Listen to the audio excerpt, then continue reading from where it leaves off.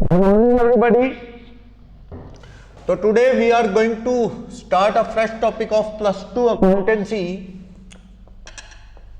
12th accountancy में important topic है dissolution of a partnership firm. ये it's a one of the important topic of plus 2 accountancy. Dissolution of partnership firm. A firm can be dissolved. How? वो discuss करने जा रहे हैं. तो first of all meaning क्या है इसका? Meaning of dissolution of firm, of partnership firm. इसमें business of the firm will discontinue. इसमें relation of all the partner जो है comes to an end. Relation of all partners comes to an end. सभी partner के mutual relation खत्म हो जाएंगे. Partnership firm का बिजनेस डिसकंटिन्यू हो जाएगा. सारे ऑल अकाउंट्स आर क्लोज्ड. सारे अकाउंट जीरो हो जाएंगे. सभी पार्टनर के, क्रेडिटर के, डेटर के सब कुछ सेटल कर दिया जाएगा. सारी एसेट, सारी लायबिलिटीज. तो डिसोल्यूशन ऑफ फर्म मतलब बिजनेस का बंद हो जाना है. पार्टनरशिप डिसोल्यूशन में क्या होता है कि पार्टनर का आपस में क्या है, कोई कन्फ्लिक्ट हो गया है किसी बात को लेके, डिस्प्यूट, तो फर्म डिसॉल्व कर देते हैं. लेकिन पहले मैं डिसोल्यूशन के मोड पढ़ूं उससे पहले एक टॉपिक और, dissolution of partnership and dissolution of partnership firm both are different. ये दोनों एक अलग अलग थ्योरीज हैं. पार्टनरशिप का डिसोल्यूशन होना means mutual relation of a partner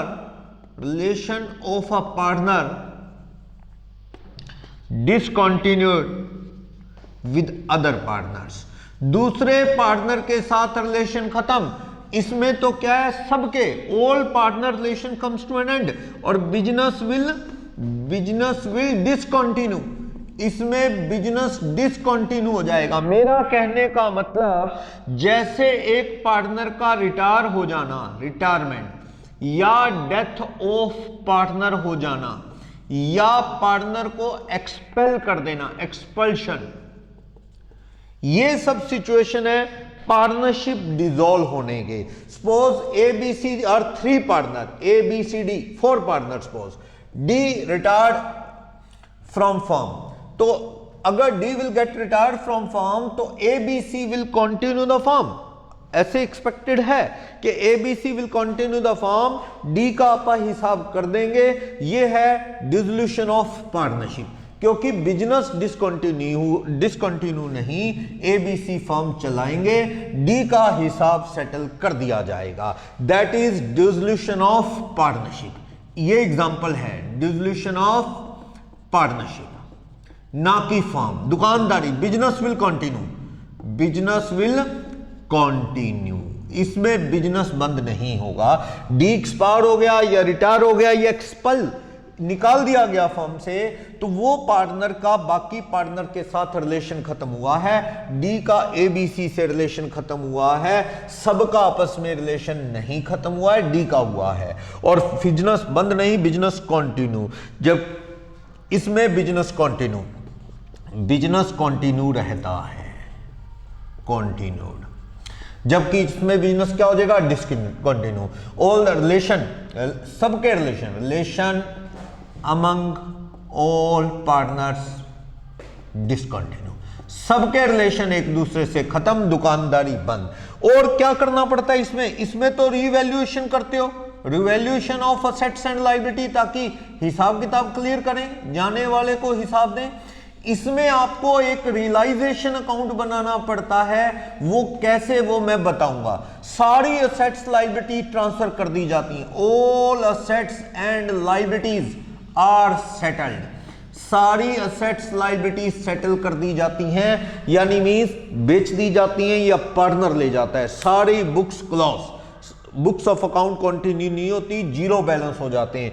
जबकि इसमें क्या है, जो चेंजेस हुआ है जिस असेट्स लायबिलिटी में, सिर्फ वही रिवैल्यूएशन में आता है, ताकि जाने वाले पार्टनर को या एडमिटिंग पार्टनर को उसका सही हिसाब बता सकें। तो रिवैल्यूएशन और realisation both are different concepts. तो डिसोल्यूशन ऑफ पार्टनरशिप में पार्टनर रिटायर हुआ या एक्सपायर हुआ या एक्सपेल कर दिया गया, वो चला गया, उसका सेटलमेंट कर दो, रिवैल्यूएशन बना के रिजर्व वगैरह का शेयर देके, कैपिटल का शेयर देके रवाना करो, other partner will continue the business. लेकिन डिसोल्यूशन ऑफ फर्म, दुकानदारी बंद, सारा कुछ सेटल कर दो, सारी एसेट्स लायबिलिटी के बैलेंस जीरो हो जाएंगे, रियलाइजेशन अकाउंट बनाना पड़ेगा। कैसे बनेगा ये अकाउंट अपन डिस्कस करेंगे। सबके रिलेशन खत्म। Dissolution of partnership firm means dissolution of partnership also. जब दुकान ही बंद होगी तो पार्टनरशिप तो खत्म हुई, but dissolution of partnership doesn't mean dissolution of firm. एक पार्टनर चला गया, that is dissolution of partnership, but it doesn't mean dissolution of firm. Firm खत्म हो जाने का मतलब बिजनेस बंद हो जाना।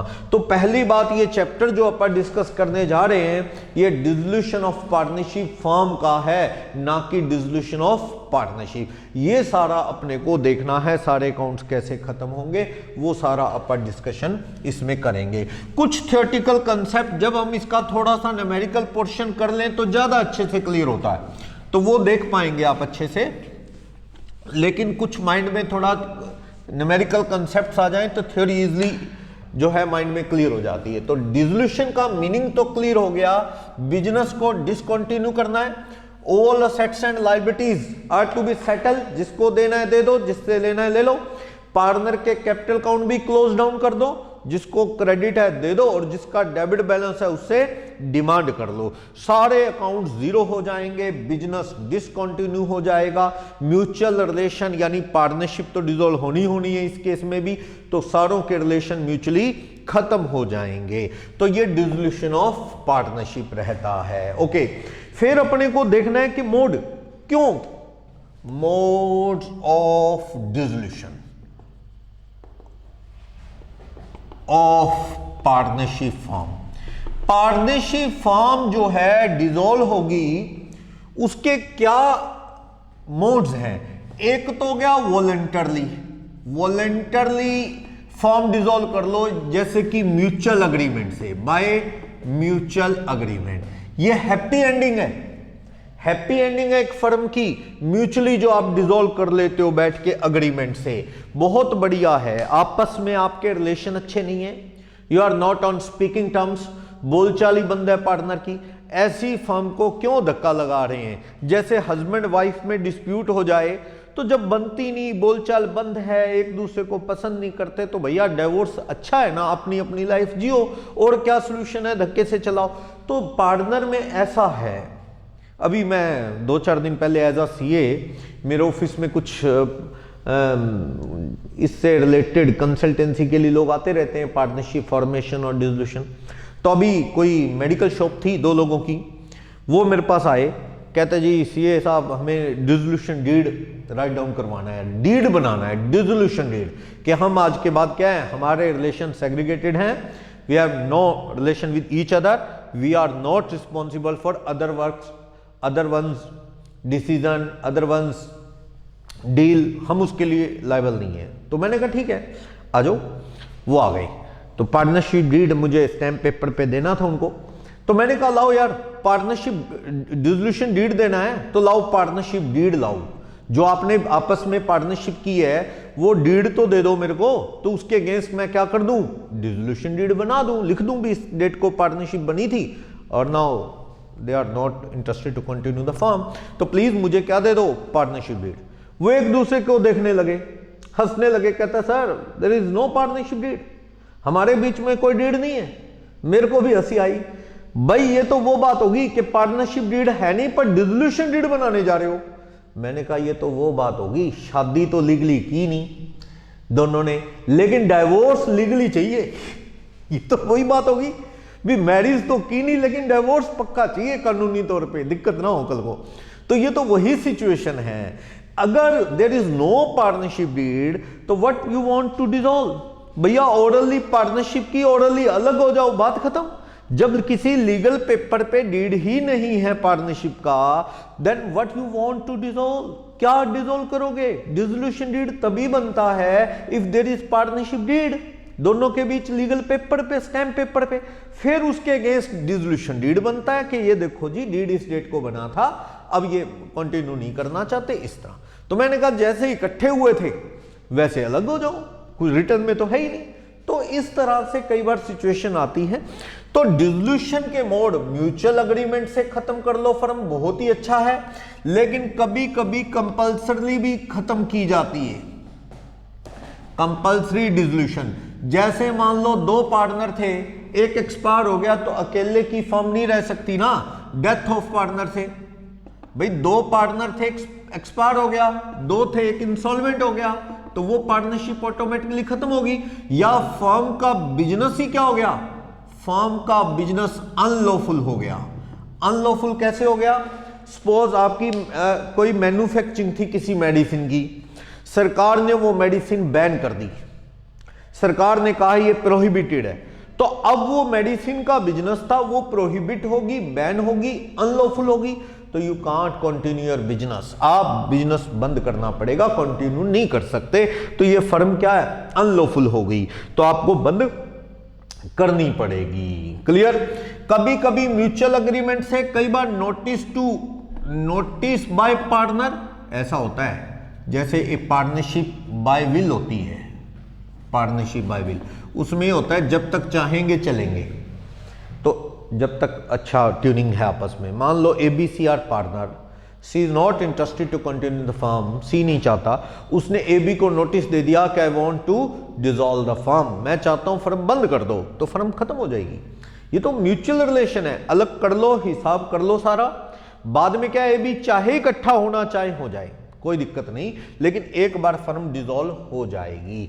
इस तरह की सिचुएशन में फर्म डिसॉल्व हो सकती है, या बाय कोर्ट भी, कोर्ट के ऑर्डर से भी फर्म डिसॉल्व, जैसे application to court, application to court by creditors. कौन से क्रेडिटर? अनपेड, या बैंक वाले हैं जिनका पैसा नहीं दिया वो कोर्ट में चले गए, तो कोर्ट फर्म डिसॉल्व कर सकता है। या फिर ऐसा मिसकंडक्ट कर रहा है कोई, जैसे मान लो XYZ और पार्टनर, क्या है, Z को ये पूछते नहीं, XY हिसाब सही नहीं देते, ट्रू अकाउंट रेंडर नहीं करते, हिसाब किताब बताते नहीं, Z कोर्ट में मूव कर गया, सर मेरे से मिसबिहेव करते हैं, मेरे को हिसाब किताब नहीं देते, मीटिंग में नहीं बुलाते, तो ऐसे केसेस में भी कोर्ट क्या है, फर्म को डिसॉल्व कर सकता है। कॉन्टिन्यूअस लॉस, फर्म बार बार लॉस में आ रही है, तो कोई चांस नहीं है फ्यूचर में गेन आने के, तो कोर्ट कहता है यार डिसॉल्व करो, क्यों फ्रस्ट्रेशन क्रिएट कर रहे हो मार्केट के अंदर। तो कोर्ट और भी किसी रीजन से फर्म को डिसॉल्व कर सकता है। मेनली रीजन यही होता है, क्रेडिटर बैंक लोन वो पे ना कर पाने पे कोर्ट में एप्लीकेशन जाती है, ऐसा कुछ इलीगल काम कर रहे हो, किसी ने एप्लीकेशन दे दी तो भी, या कोई पार्टनर एप्लीकेशन दे दे कोर्ट में, सर मेरे को सही हिसाब नहीं देते, फर्म को डिसॉल्व करो, तो कोर्ट डिसॉल्व कर सकता है पार्टनर के नोटिस से। या फिर ऐसा कि सपोज एक पार्टनरशिप थी, पर्टिकुलर पार्टनरशिप या फिक्स पार्टनरशिप। क्या है, पर्टिकुलर पार्टनरशिप थी कि हमने ये रोड बनानी है मिलके, बस उस रोड बनाने के लिए पार्टनरशिप की थी, कॉन्ट्रैक्ट लिया था गवर्नमेंट से, वो रोड बन गई, अब पर्पस ओवर हो गया, तो पार्टनरशिप विल गेट डिसॉल्व। या फिक्स पार्टनरशिप थी एक पीरियड के लिए, 2 ईयर 1 ईयर, वो 1 ईयर 2 ईयर कंप्लीट हो गए, तो पार्टनरशिप क्या हो जाएगी, डिसॉल्व। तो पार्टनरशिप डिसॉल्व होने के कई रीजन है, वॉलंटरली, कंपल्सरली, या कोर्ट की इंटरफेरेंस है, वट एवर द रीजन, ये थियोरेटिकल पार्ट है। पार्टनरशिप डिसॉल्व हो रही है, लेकिन डिसोल्यूशन कैसे होगा, वो डिसोल्यूशन में अकाउंट कौन से बनेंगे, बुक्स ऑफ अकाउंट कैसे सेटल होंगी, ये हमारा मेन टॉपिक है इस चैप्टर में जो पढ़ना है। वो मैं थोड़ा न्यूमेरिकल पोर्शन करके नेक्स्ट क्लासेस के अंदर जो थ्योरी पोर्शन है मैं उसे फिर से रिपीट करूंगा, थोड़ा अच्छे से क्लियर होगा। ओके, तो पार्टनरशिप कैसे डिसॉल्व होगी, उसके मोड क्या है वो आपने देखा, ये मोड्स हैं, पार्टनरशिप को डिसॉल्व किया जा सकता है। ठीक है, फिर अपन बात करते हैं इसमें अकाउंट सेटल कैसे होंगे। ये मैं डिटेल में जब थोड़ा न्यूमेरिकल पोर्शन करूंगा तो और ज्यादा, settlement of accounts of partnership. तो क्या अगर जो असेट्स हैं, असेट्स की जो रियलाइज वैल्यू है उससे क्या है, असेट्स का जो भी रियलाइजेशन होगा वो फर्स्ट ऑफ ऑल किनको दो, पे करना है, पे टू आउटसाइडर। आउटसाइडर को आपने पे करना है, जैसे कि creditors, bank loan, outstanding expenses etcetera, उनको पे करो, आउटसाइडर को, पार्टनर की वाइफ को देना है वो। सेकंड, पार्टनर का लोन, पार्टनर ने किसी ने लोन दे रखा है तो कैपिटल से पहले वो, फिर आपको पे करना है पार्टनर की कैपिटल, या करंट अकाउंट के बैलेंस है वो भी कैपिटल अकाउंट में मर्ज कर देंगे, कैसे वो मैं बात करूंगा। देन आफ्टर जो सरप्लस बचा, सरप्लस इफ देयर, अगर कोई हुआ वहां surplus, to all partner in profit sharing ratio, in profit sharing ratio. Assets को क्या करेंगे, सब आउटसाइडर को देना है पहले, फिर बचेगा पार्टनर का लोन देना है, फिर बचेगा पार्टनर की कैपिटल का पैसा वापस कर दो, फिर भी पैसा बच गया क्योंकि असेट्स महंगी बिकी, सरप्लस तो ही आएगा जब असेट्स नॉर्मल से क्या बिकेंगी, महंगी। मैं आपको क्वेश्चन करके दिखा दूंगा इस थ्योरी से रिलेटेड, ये सारी सिचुएशन से रिलेटेड। फिर बचा तो सरप्लस पार्टनर को प्रॉफिट शेयरिंग रेशियो में, पीएस प्रॉफिट शेयरिंग रेशियो में डिस्ट्रीब्यूट कर देंगे। जो लॉसेस हैं, लॉसेस टू फर्म, ये लॉसेस फर्स्ट ऑफ ऑल कहां से सेटल करेंगे, ये settle out of reserves, reserve and surplus, जो अनडिस्ट्रीब्यूटेड प्रॉफिट पड़े हैं वहां से। फिर अगर और लॉस हुआ तो आउट ऑफ पार्टनर्स कैपिटल या करंट अकाउंट, वो जीरो हो जाएंगे, कैपिटल या करंट अकाउंट। अगर लॉस उससे भी ज्यादा हुआ, एक्सेस हुआ, अगर loss, excess loss to be brought by partner, by partners from their private assets, private asset घर से लाना पड़ेगा, क्योंकि जनरली हम जो बात करते हैं पार्टनरशिप एक्ट 1932, ये बना था 1 अक्टूबर 1932 में। उस पार्टनरशिप को के अंदर क्या था, पार्टनर की लायबिलिटी क्या होती है, पार्टनर की लायबिलिटी अनलिमिटेड होती है, आपने ये पढ़ा है। तो पार्टनर की लायबिलिटी अनलिमिटेड है तो लॉस इतने ज्यादा हैं, सब कुछ खत्म हो गया, रिजर्व, कैपिटल, बैलेंस डेबिट आ गया कैपिटल का, तो वो घर से लाएंगे। ऐसा कब होगा, मैं आपको इसका न्यूमेरिकल करूंगा तो बताऊंगा। रियलाइजेशन में हैवी लॉस आएंगे, heavy loss on realisation of assets. भाई असेट्स बहुत कम में बिकी, लायबिलिटी पूरी देनी पड़ी, उस केसेस में हैवी लॉस आ जाएगा जो उनकी कैपिटल को भी कवर कर लेगा, रिजर्व्स को भी, फिर भी एक्सेस डेबिट होगा तो वो पार्टनर क्या घर से लाएंगे, क्योंकि पार्टनरशिप एक्ट 32 के अकॉर्डिंग पार्टनर्स की लायबिलिटी क्या रहती है, अनलिमिटेड। तो वो सारा मैटर हमें डिस्कस करना है। मैं इसको विद न्यूमेरिकल एग्जांपल लेके दिखा दूंगा इन दोनों सिचुएशंस को, तो वो देख लेंगे, पर पहले फॉर्मेट माइंड में क्लियर होगा। तो लोग क्या है, बुक्स में से जर्नल पहले करते हैं, जर्नल थ्योरी करे जा रहे हैं, जब तक आपके माइंड में पूरा कंसेप्ट नहीं आता थ्योरी अच्छे से नहीं क्लियर होगी। जर्नल बाद में करनी चाहिए, बुक्स में जर्नल पहले दी होती कंसेप्ट, तो वो बाद में डिस्कस करने चाहिए जर्नल से रिलेटेड जो कंसेप्ट है, क्योंकि अगर फॉर्मेट माइंड में क्लियर है तो जर्नल बन जाएंगी। कैसे, तो मैं डिसोल्यूशन ऑफ पार्टनरशिप पे अकाउंटिंग ट्रीटमेंट क्या होगा, accounting treatment in case of dissolution of firm of a partnership firm.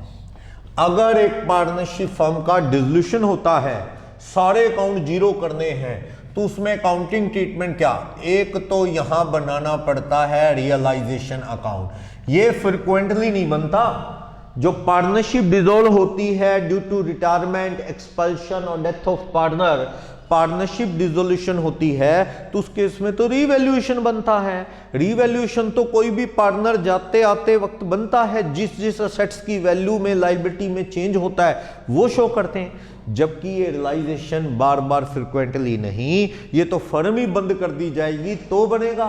सारी असेट्स लायबिलिटी को ये कवर करता है। रियलाइजेशन अकाउंट कैसे बनता है, क्योंकि ये फॉर्मेट आपको समझना है, इसके बाद जर्नल में कुछ भी नहीं रहेगा।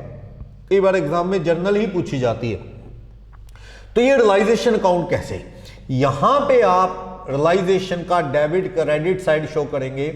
ये एक नॉमिनल अकाउंट है, इट्स अ नॉमिनल अकाउंट, और ये कैपिटल नेचर का अकाउंट है। इससे जो प्रॉफिट एंड लॉस आएगा वो प्रॉफिट एंड लॉस बिजनेस का रेवेन्यू नेचर का प्रॉफिट एंड लॉस नहीं है, ट्रेडिंग नेचर का प्रॉफिट एंड लॉस नहीं है, बल्कि कैपिटल नेचर का प्रॉफिट एंड लॉस है। कुछ लोगों का तो कहना है कि प्रॉफिट शेयरिंग की बजाय इस रियलाइजेशन का फायदा नुकसान आप कैपिटल की रेशो में शेयर करें, बट जनरली प्रॉफिट शेयरिंग में ही शेयर करने का ट्रेंड है। तो नॉमिनल अकाउंट की एक ही थ्योरी होती है हमेशा, डेबिट एक्सेस तो लॉस होगा, क्रेडिट एक्सेस तो क्या होगा, गेन होगा। तो ये रियलाइजेशन में आपको क्या सारी असेट्स लानी है, all assets except P and L का डेबिट बैलेंस हो, एडवर्टाइजमेंट सस्पेंस हो, कैश बैंक हो, वो नहीं लाना। बस एट बुक वैल्यू, मैं कह रहा हूं बुक वैल्यू पे सारी एसेट्स लायबिलिटी ले आओ, बैलेंस जीरो हो जाएगा। मान लो एक बैलेंस शीट बनी हुई है पार्टनरशिप की, उसमें आपका कैश या बैंक पड़ा है सपोज 10 का, ठीक है, प्लांट एंड मशीनरी 40 की, स्टॉक पड़ा है 30 का, डेटर पड़े हैं मान लो 20, और पी एंड एल का डेबिट बैलेंस पड़ा है, या कह दो एडवर्टाइजमेंट सस्पेंस वगैरह, जिनको आप फिक्टिशियस असेट्स बोलते हैं 5। तो आपको क्या करना है, कैश बैंक और ये कैश बैंक रियलाइजेशन में नहीं लेके जाना, और ये पी एंड एल का डेबिट बैलेंस या एडवर्टाइजमेंट सस्पेंस, ये दोनों नहीं लेके जाने। Transfer to realisation account, realisation account में इनको नहीं शिफ्ट करेंगे आप। किसको, इन दोनों को तो नाम क्या दे सकते हैं आप, फिक्टिशियस असेट्स, फिक्टिशियस एसेट्स। इनको तो क्या ट्रांसफर करेंगे, transfer to partners capital account, इनको पार्टनर के कैपिटल अकाउंट में ट्रांसफर कर देंगे डायरेक्ट, इनको खत्म कर देंगे। इनको बेचना करना नहीं है, रियलाइजेशन में ट्रांसफर नहीं होंगी। इट्स अ लॉस, समझ लो ये लॉस है, इट्स अ लॉसेस, पार्टनर के लॉस हैं। वैसे तो अगर मैं बात करूं अकाउंटिंग स्टैंडर्ड 26 के अकॉर्डिंग एडवर्टाइजमेंट सस्पेंस नाम की चीज होनी ही नहीं चाहिए। AS 26 है, अभी आगे के लेवल में आऊंगे +2 के बाद तो आप देखोगे इंटेंजिबल असेट्स का है। इंटेंजिबल असेट्स का AS 26 कहता है there is no fictitious assets, वो कहता है इनको no deferred revenue expenses, deferred revenue expense, ये कहता है जी इनको इमीडिएटली राइट ऑफ कर दो, immediately return of in same year. जैसे एडवर्टाइजमेंट का 1 लाख लगा, 1 लाख सीधा पी एंड एल में, वैसे अपन डेफर्ड करते हैं ना थोड़ा थोड़ा करके, ये धीरे धीरे बुक्स में आ जाएगा। AS 26 ने तो क्लियर कह दिया है कि there will be no deferred revenue expenses. आप एडवर्टाइजमेंट या रिसर्च जो भी खर्च करते हो इमीडिएटली पी एंड एल में डाल दो, धीरे धीरे डेफर नहीं करना, कुछ सालों में पी एंड एल में नहीं लिखना। इसलिए आने वाले टाइम में बुक्स में ये एडवर्टाइजमेंट सस्पेंस असेट साइड में दिखना ही बंद हो जाएगा। चलो अगर है तो कैपिटल अकाउंट में जाएगा पार्टनर के। ये किस पे ले आओ, बुक वैल्यू पे। देखो क्या क्या है बुक वैल्यू पे, यहां ध्यान से देखो तो प्लांट एंड मशीनरी ले आओ कितने की, 40 की, ठीक है, स्टॉक ले आओ कितने का है, 30 का, फिर डेटर ले आओ कितने के, इधर 20 के, ठीक। तो इन सब का टोटल 3 ही है ना, प्लांट स्टॉक डेटर, तो ये 90 इधर। बैलेंस जीरो हो गया, ध्यान से देख लो, असेट्स का बैलेंस शीट है ये, सभी एसेट्स का कौन सा बैलेंस होता है, डेबिट, लायबिलिटीज का कौन सा बैलेंस होता है, क्रेडिट, 105। बैलेंस शीट देखूं तो ये कितना हो गया 105, इधर भी कितना होगा 105। सपोज क्रेडिटर है मिसिज ए का लोन है पार्टनर की वाइफ का, सपोज ये 20 है ये 10 है, और बी का लोन है पार्टनर बी का लोन है मान लो 15, ये हो गया 45। पार्टनर की कैपिटल जो है ए और बी की, तो देखिए ये कितना हो गया 45, तो ये 60 है। सपोज ए की 40 है और बी की 20 है। ये बैलेंस शीट है पार्टनरशिप की बैलेंस शीट में पार्टनर की कैपिटल है। तो आपको सभी असेट्स लायबिलिटी को खत्म करना है, तो कैश बैंक को छोड़ के और फिक्टिशियस असेट्स को छोड़ के all assets and liabilities are to be transfer to realisation account. तो रियलाइजेशन में क्या नहीं लाना आपने, कैश बैंक नहीं लाना, ये फिक्टिशियस असेट्स नहीं लानी, बाकी सारी असेट्स। अगर आप जर्नल देखो तो क्या हुई, realisation account debit to plant and machinery account कितने रुपए 40, टू स्टॉक अकाउंट कितना 30, टू डेटर अकाउंट कितना 20, तो कितने रुपए हो गए 90। आप देखो being assets transfer to realisation account. Journal में नरेशन जरूर देनी है। तो आपने ये सारी असेट्स को कहां ट्रांसफर कर दिया, रियलाइजेशन में। जीरो होगी कि नहीं होगी बोलो। लायबिलिटी साइड कौन सी साइड होती है, लायबिलिटी साइड क्रेडिट बैलेंस। इन सब असेट्स के कौन से बैलेंस हैं, डेबिट बैलेंस है।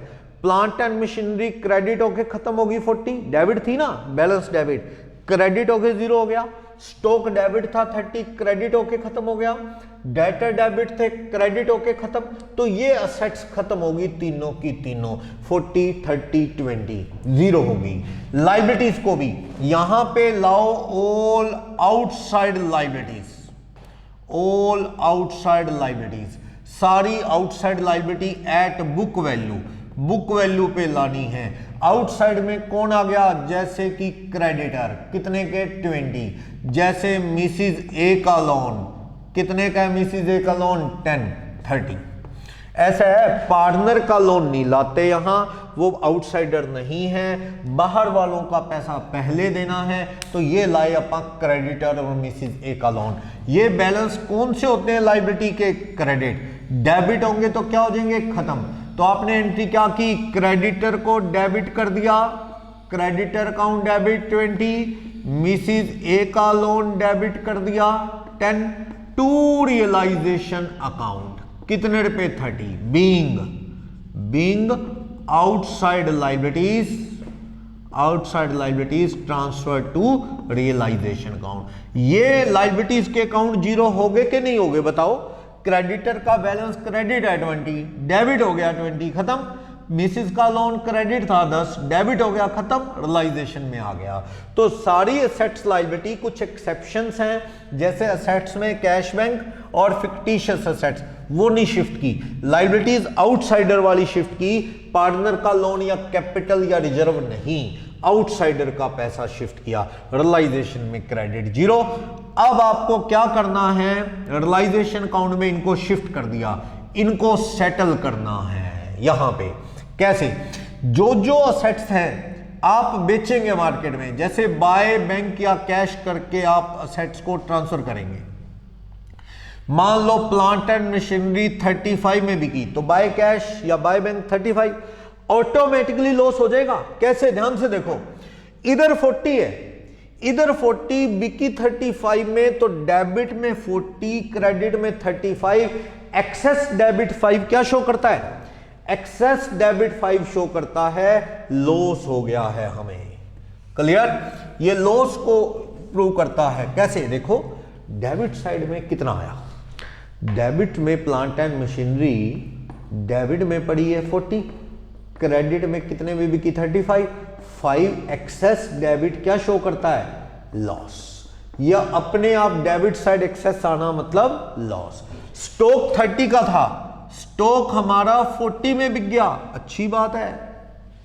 स्टॉक 30 का था तो 40 में चला गया, फायदा देख लो। स्टॉक डेबिट में 30 था, क्रेडिट में 40, तो इसका मतलब एक्सेस क्रेडिट 10, तो ये क्या शो करता है, प्रॉफिट, ऑटोमेटिकली प्रॉफिट आ जाएगा। सेल्फ एडजस्टमेंट का बेस्ट एग्जांपल है ये रियलाइजेशन अकाउंट। तो प्रॉफिट एंड लॉस अपने आप इसमें एडजस्ट हो रहा है। डेटर साइलेंट है, कितने में आए? तो मींस 0। डेटर 20 के थे, बैड होंगे, डेटर यहां पे आए ही नहीं, 0 लिखो ही ना। इसका मतलब तो ये हुआ कि डेटर जो डेबिट में 20 थे क्रेडिट में है ही नहीं, तो एक्सेस डेबिट 20 क्यों शो करता है? ये लॉस को शो करता है। जब मैं टोटल करूंगा तो डेबिट में 20 क्रेडिट में 0, तो इसका मतलब ये क्या हो गया? हमें लॉस हो गया है, 20 का लॉस शो कर रहा है ये। तो इस तरह से अपने को रियलाइजेशन में चलना है। ऐसा भी हो सकता है कि एक आदि कोई असेट्स लायबिलिटी ऐसी हो जो बुक्स में ना हो पर आपको वो मिल गई हो। जैसे मैं कह दूं कि suppose there is a typewriter which has been written off earlier. आपने बुक्स में क्या कर दिया है? खत्म कर दिया है, 0 कर दिया उसे, बट नाउ रिलाइज फॉर 5। आपका वो टाइपराइटर कितने में बिक गया? टाइपराइटर 5 में बिक गया। इसका मतलब हमें तो 5 क्रेडिट हो गया ना, डेबिट में क्या? कुछ भी नहीं, क्रेडिट में 5, तो ये क्या दिखाता है? गेन, 5 का फायदा हो गया। कचरे में एक टाइपराइटर इस तरह से बिक गया। तो सारी एसेट्स जितने की भी बिकेंगी क्रेडिट, कम ज्यादा प्रॉफिट एंड लॉस अपने आप एडजस्ट हो जाएगा। एक आदि अनरिकॉर्डेड एसेट्स है तो कोई दिक्कत नहीं, वो भी क्या होगी? जितने में रियलाइज हुई वो क्रेडिट। कभी कभी ऐसा भी होता है कि कोई पार्टनर कहता है ये एसेट्स लायबिलिटी मैं ले जाता हूं। सपोज मैं कहता हूं कि ये दोनों सेट्स तो 75 में गई, बी कहता है ये डेटर मैं ले जाता हूं at 12 only by B's capital account. क्या? डेटर टेकन एट कितने में ले गया? 12। तो इससे बी की कैपिटल क्या हो जाएगी? कम। इसकी जर्नल बना के देखो आप क्या बनी। इसकी जर्नल बना लो, बैंक या कैश डेबिट कितने रुपए आए? 75 to realisation account being assets realise for. ठीक, ये असेट्स जर्नल यहीं से बनाओ। अगर आप बुक्स में क्रैम करते हो भूल जाओगे। आप माइंड में अपने रियलाइजेशन अकाउंट रखो, जर्नल सारी बन जाएंगी। बाय बैंक कैश रियलाइज हुआ है तो जर्नल बनाओगे बैंक या cash debit to realisation account 75। अब बी कोई असेट्स ले गया है तो बी की कैपिटल कम होगी ना। कल को मैं अगर यहां पे पार्टनर का कैपिटल अकाउंट बनाता हूं, पार्टनर के कैपिटल अकाउंट में मैं देखूंगा कि 2 पार्टनर हैं हमारे, कौन कौन? ए और बी। थोड़ा स्पेस। ए और बी पार्टनर हैं, 2 पार्टनर्स आर देयर। अब मान लो ये इनकी कैपिटल थी, by capital balance brought down. कितनी कितनी कैपिटल थी? 40,000 20,000। तो ये एक असेट ले गया 12 में, तो टू रियलाइजेशन अकाउंट से बी की कैपिटल 12 कम हो जाएगी ना। ध्यान से देखो, कोई पार्टनर असेट लेके जाएगा फर्म से तो उसने जो फर्म से पैसे लेने हैं वो कम होंगे कि नहीं। ये सेट ले गया, कितने की ले गया? 12 की, तो इसकी कैपिटल कम होएगी। जर्नल बनानी है तो जर्नल बनाओ, B's capital debit, B's capital account debit 12 to realisation account. Journal इसी से बन जाएगी, being debtor taken over by B. तो बी ले गया है डेटर 12 में। फायदा नुकसान अपने आप आ गया क्योंकि डेबिट में डेटर 20 है, क्रेडिट में 12। तो एक्सेस 8 डेबिट क्या शो करता है? लॉस। वो अपने आप आ रहा है, ऑटोमेटिकली आ रहा है। फिलहाल आप जर्नल देखो, B's capital account debit to realisation, B की कैपिटल डेबिट। जब भी किसी पार्टनर की कैपिटल डेबिट होगी तो वो मतलब रिड्यूसिंग डाउन हो रही है, तो उसकी कैपिटल कम हो जाएगी। ओके, मैं कह रहा हूं कि एक असेट बुक में नहीं है पर वो कह रहा है ये मैं ले जाता हूं। सपोज के कोई पुराने डेटर थे, बेड डेट्स हो गए थे, आज उससे 5 आया तो वो कौन ले गया? वो पैसे ए ले गया। या कोई पुराना टाइपराइटर था, बुक्स में नहीं था पर वो ए ले गया, तो बाय एज कैपिटल। या गुडविल बुक्स में नहीं है गुडविल देखो नहीं, लेकिन उसकी वैल्यू, ये दुकान का नेम, फेम, ए कहता है मैं रख लेता हूं 10 में, तो बाय एज कैपिटल अकाउंट। क्या? गुडविल या पुराना टाइपराइटर टेकन एट 10 में ले गया। तो इससे इसकी कैपिटल क्या हो जाएगी, एक ही कम हो जाएगी। जर्नल बनाओ as capital account debit to realisation account. कितने रुपए कैपिटल कम होगी है कि 10 की कैपिटल कम हो गई है। तो 10 की कैपिटल वो गुडविल ले गया। एक बात और देखना, गुडविल के रिगार्डिंग या टाइपराइटर के रिगार्डिंग या कोई बैड डेट्स रिकवर्ड के रिगार्डिंग डेबिट में कुछ है रियलाइजेशन के ना, कुछ नहीं, लेकिन क्रेडिट में कितने आ गए 10 इस गुडविल के। तो ये गेन है ऑटोमेटिकली। कितने का गेन हो गया रियलाइजेशन में 10, ऑटोमेटिकली गेन हो गया है 10 का, क्योंकि डेबिट में कुछ भी नहीं था, गुडविल या कोई और असेट जिसकी वैल्यू 10 लगा के ए ले गया, या बाय बैंक आपने बेच दी होती तब भी फायदा है। 10 अब ऑटोमेटिकली फायदा आ गया, क्रेडिट साइड एक्सेस हो गई 10। तो ए की कैपिटल में क्या आ जाएगा, टू रियलाइजेशन अकाउंट 10 की कैपिटल क्या हो जाएगी, असेट लेने की वजह से कम हो जाएगी। एक चीज हमेशा याद रखना है, जितनी भी असेट्स हैं यहां बुक वैल्यू पे आ गई, कैश बैंक छोड़ दो, फिक्टिशियस यानी कि एडवर्टाइजमेंट, सस्पेंस या P&L का डेबिट छोड़ दो, वो कैपिटल में जाना है। Otherwise all other assets are debited, सारी बैलेंस जीरो। जितने में भी कि बेच दो या पार्टनर ले गया ले जाएगा, जिस रेट में कर दो, डिफरेंस से अपने आप ऑटोमेटिकली फायदा नुकसान आ जाएगा। जो अनरिकॉर्डेड असेट्स है यहां है ही नहीं, तो जितने में भी कि बाय बैंक बेच दो या पार्टनर ले जाएगा तो बाय पार्टनर्स कैपिटल, तो वो भी ऑटोमेटिकली क्या है, अपने को फायदा है। पर कभी कभी ऐसी भी सिचुएशन है कि कोई एक आधी एसेट ऐसी है जिसको लेके साइलेंट है, ना तो कोई पार्टनर ले गया ना बेची है। सपोज मैं कर रहा था डेटर का, डेटर 20 क्या हुआ, ना तो कोई पार्टनर ले गया ना कैश बेचा ना कैश रियलाइज हुआ। It means it is assume that it has value nil, nil value है इसकी, यानी नथिंग कुड बी रियलाइज। आप कुछ भी क्रेडिट नहीं करेंगे तो इसका मतलब ऑटोमेटिकली क्या हो गया, लॉस। डेटर डेबिट, यहां कुछ भी नहीं आने पे अपने आप डेबिट में पड़ा रह जाएगा, दैट इज लॉस। ऐसे ही कभी कभी कोई पेटेंट होते हैं, यहां मान लो पेटेंट, कॉपीराइट वगैरह मान लो 5, इधर कुछ ही नहीं बोला उसका, तो means nothing could be utilise, कुछ भी नहीं आया, समझो डेबिट में पड़ा रह गया, दैट इज लॉस। वैसे ऐसा नहीं होगा फर्नीचर, लैंड, बिल्डिंग उसकी वैल्यू ना बताए, क्योंकि इन चीजों की वैल्यू जीरो हो मुश्किल है। टेंजिबल असेट्स की कुछ ना कुछ तो वैल्यू होती है ना, कि यहाँ लैंड है, मशीन है, फर्नीचर है, बिल्डिंग है, उसका कुछ ना बोले तो उसको जीरो मानना थोड़ा सा अब नॉर्मल है, क्योंकि इस टेंजिबल असेट्स की वैल्यू जीरो हो ये कैसे पॉसिबल है, कुछ तो वैल्यू होगी। लेकिन जो इंटेंजिबल है, डेटर बैड हो सकते हैं, गुडविल इंटेंजिबल है ना बिके, पेटेंट ना बिके हो सकता है, लेकिन tangible building, land, furniture, machine ये नहीं हो सकता। ये सीबीएसई ने लास्ट टाइम एडवाइजरी दी थी कि टेंजिबल की रियलाइज वैल्यू जरूर क्वेश्चन में मेंशन करनी चाहिए एग्जामिनर को।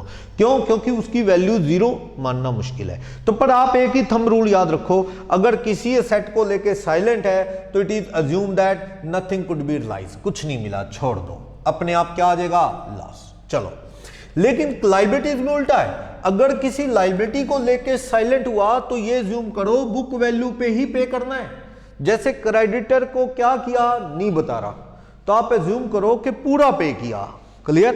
तो और सुनो, यहां पे लाइबिलिटीज को पे करना है जैसे कहेगा टू बैंक और कैश। ये कह रहा है क्रेडिटर की पेमेंट हो गई, साइलेंट है तो कितनी पेमेंट मान लो 20, या कभी कह देता है जी क्रेडिटर को 10% डिस्काउंट पे कर दिया, मान गए वो, तो 20 को 10% कम पे कर दिया तो कितना 18, अपने आप बेनिफिट हो गया। देखो डेबिट में 18, क्रेडिट में 20, तो अपने आप क्या हो जाएगा, फायदा नुकसान आ जाएगा। आप देखो क्रेडिटर के रिगार्डिंग,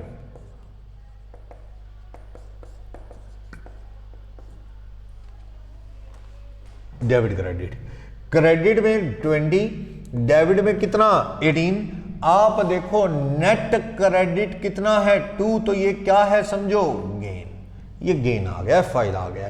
देखो ये नॉमिनल काउंट है realisation, credit excess means gains, debit excess means loss, तो ये गेन आ गया है 2 का, क्योंकि क्रेडिट साइड एक्सेस है। ओके, कभी मान लो क्रेडिटर को इंटरेस्ट के साथ पे करना पड़ा, 21 दिया, तो अपने आप क्या हो जाएगा, लॉस, क्योंकि आपने क्रेडिट 20 किया और पे 21 किया, तो 1 का ऑटोमेटिकली एक्सेस डेबिट है, नेट डेबिट है, या कह दो एक्सेस डेबिट है, एक्सेस डेबिट कितना 1, तो ये समझो क्या है, लॉस। जब टोटल करेंगे तो ऑटोमेटिकली लॉस आ जाएगा। साइलेंट है, कितना पे किया, तो पूरा पे मानना है लायबिलिटीज को, क्लियर। मिसिज ए का लोन देख लेंगे। फिर कहने लगा कि कोर्ट में केस चल रहा था, that is contingent liability, books में नहीं था, कॉन्टीजेंट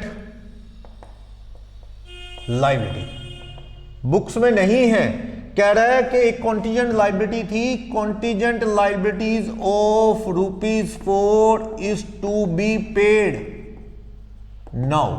आपको अब देने हैं 4, क्या वो बैलेंस शीट में है 4 ना, देना पड़ेगा, तो देना पड़ेगा, तो 2 बैंक करके देना पड़ेगा, तो ये लॉस है। देख लो, कॉन्टीजेंट लायबिलिटी क्रेडिट में कुछ भी नहीं थी, लेकिन डेबिट में 4 दिए, तो अपने आप एक्सेस डेबिट क्या शो करता है, 4 लॉस को शो करता है। देखो क्रेडिट में कोई लायबिलिटी नहीं थी, पर डेबिट में 2 बैंक करके देने पड़े, तो ये एक्सेस डेबिट क्या शो करता है, लॉस को शो करता है। तो इस तरह से ओके।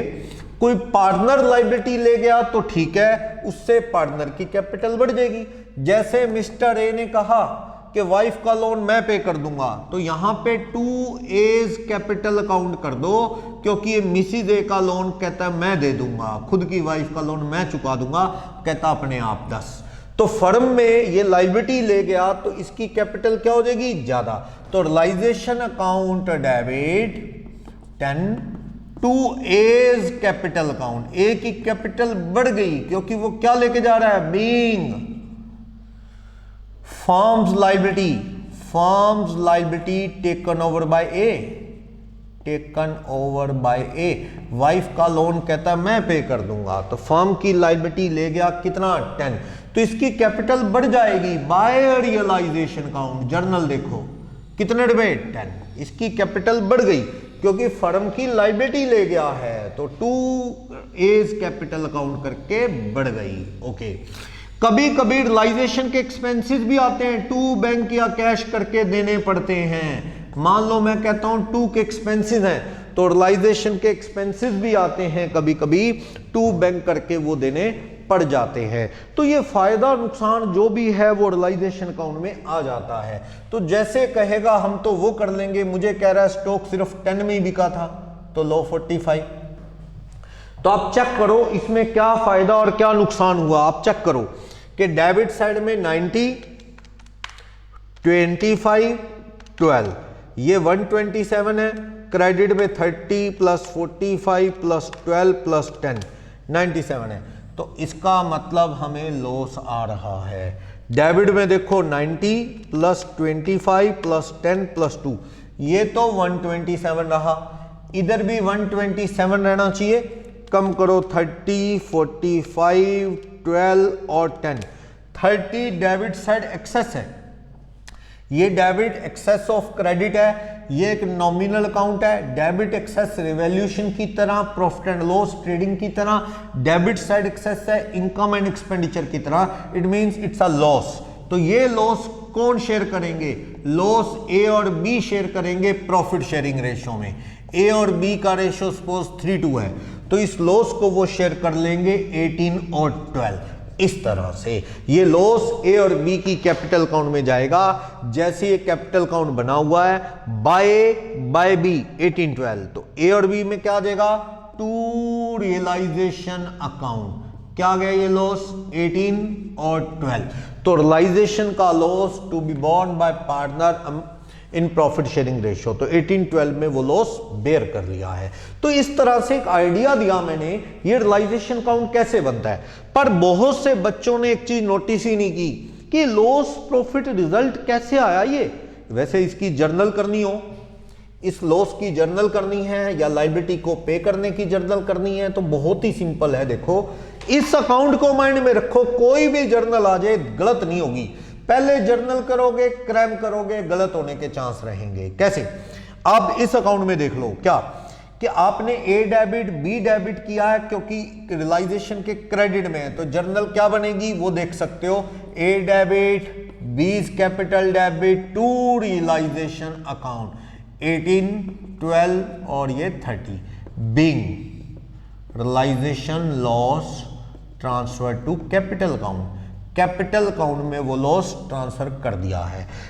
इनको पेमेंट दी है, ये मैंने जर्नल बताई दी आपको कि भाई पेमेंट हुई है कैश, तो realisation account debit to cash या बैंक, जो भी आपने बैलेंस शीट में ओनली कैश है तो कैश यूज कर लो, बैंक है तो बैंक।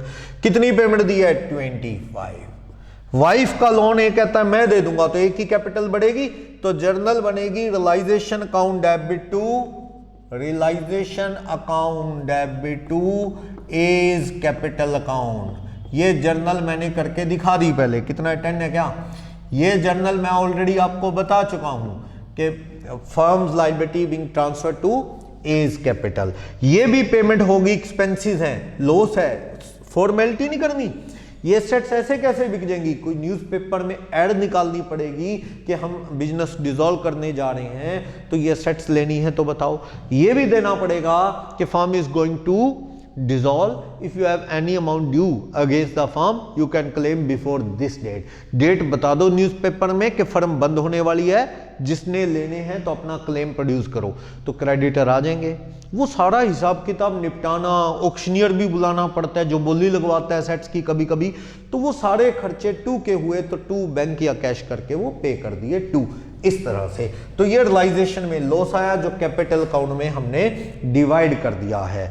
बैलेंस शीट में 40-20 थी, ये असेट ले गया था 10 की, ठीक है, ये लायबिलिटी ले गया वाइफ की 10 की, ये 12 की असेट ले गया था, रियलाइजेशन में लॉस आ गया है, ठीक है। अब देखो यहां पे इसके बाद बाहर वालों का तो अपन ने हिसाब कर दिया जो लेना या देना है। अब जो पैसा है किसको देना है, पार्टनर का कैपिटल लोन अकाउंट क्लियर करो। किसका लोन है, बी का लोन, तो बीज लोन अकाउंट बनाना है। बी का लोन कितने रुपए का है, बी का लोन 15 का है, तो बाय बैलेंस ब्रॉट डाउन 15, कुछ ना बोले तो टू कैश या बैंक क्वेश्चन में जो भी इंफॉर्मेशन है एज्यूम करो कि पूरा पैसा दे दिया है, टू कैश या बैंक करके पैसा दे दिया है, बैलेंसिंग पूरा पैसा दे दिया है। फिर बनेगा पार्टनर का कैपिटल, यानी first of all realisation, outsider का पैसा क्रेडिटर अकाउंट के थ्रू, क्रेडिटर मिसेज ए का लोन, आउटस्टैंडिंग एक्सपेंसेस सब रियलाइजेशन के थ्रू क्लियर होंगे, सेटल होंगे। सेकंड में पार्टनर का लोन, थर्ड में क्या बनेगा, पार्टनर का कैपिटल हिसाब किताब। करंट अकाउंट में बताऊंगा कहां शिफ्ट हो जाएंगे, वो कैपिटल अकाउंट में ही शिफ्ट होने हैं जो करंट अकाउंट है, अगर है तो ओके। कुछ लोग क्या करते हैं, करंट अकाउंट के बैलेंस दियो वो लिखते हैं, रिजर्व और रियलाइजेशन की सारी एंट्री करंट अकाउंट में करते हैं, फिर जो बैलेंस आता है करंट का वो कैपिटल में लाते हैं। वो आपकी चॉइस है, कैपिटल में सीधा ही ले आओ करंट के बैलेंस, क्योंकि खत्म तो करना ही है कैपिटल अकाउंट, वो देख लूंगा मैं एक एग्जांपल में। यहां कैश या बैंक जिसका भी अकाउंट आप बनाओ, एक चीज होगी, कोई भी दो हैं तो एक बना लो, कैश का या बैंक का। जो कैश है बैंक में जमा करवा दो, या बैंक में पैसे पड़े निकलवा लो, एक अकाउंट बनाना है, या कैश का या बैंक का, ओके। ये मैं आपको क्वेश्चंस में बता दूंगा। सपोज ओपनिंग बैलेंस कितना था, ओपनिंग बैलेंस 10 था, ओपनिंग बैलेंस, और आया रियलाइजेशन से असेट्स ट्रांसफर होके आया 45, बाय रियलाइजेशन से पेमेंट हुई, कितनी पेमेंट हुई रियलाइजेशन से 25, ओके। बाय रियलाइजेशन से क्या दिए, एक्सपेंस दिए, कितने के एक्सपेंस थे वो 2 के, ये रे बस। और पार्टनर का लोन दिया, किसका लोन है ये, बी का, बी का लोन दिया, बीज लोन, कितने का लोन दिया 15। तो आप देख लो बाकी पैसा जो है किसको मिलना है, तो आप देखो इधर थर्ड अकाउंट क्लोज करो, पार्टनर इसका 40 और 10 50, इसका भी 50 इधर होना चाहिए, तो इसको टू कैश या बैंक करके दे दो, बैलेंसिंग फिगर इसको दे दो, कितने देने हैं 28 काट के 22, इसका बैलेंसिंग फिगर पेमेंट दे दो, तो बाय एज कैपिटल अकाउंट कितना दे दो 22। इसका देखो इधर 24 बन रहा है, इधर भी 24 बनना चाहिए, कैपिटल तो 20 है, 4 इससे ले लो, बाय कैश या बैंक कितने पैसे ले लो, 4 ले लो। तो इसकी कैपिटल डेबिट होगी है बी की, तो इससे ले लो 2 कर लो, बीज कैपिटल अकाउंट कितने ले लो, 4। तो ऐसा है हमारे सिलेबस में +2 लेवल में अभी ये टॉपिक नहीं है। Suppose we are asking ₹4 from B से 4 कैपिटल डेबिट होगी ना, डेबिट साइड में ज्यादा है तो 4 उससे लेना है। Suppose B is unable to bring the amount from private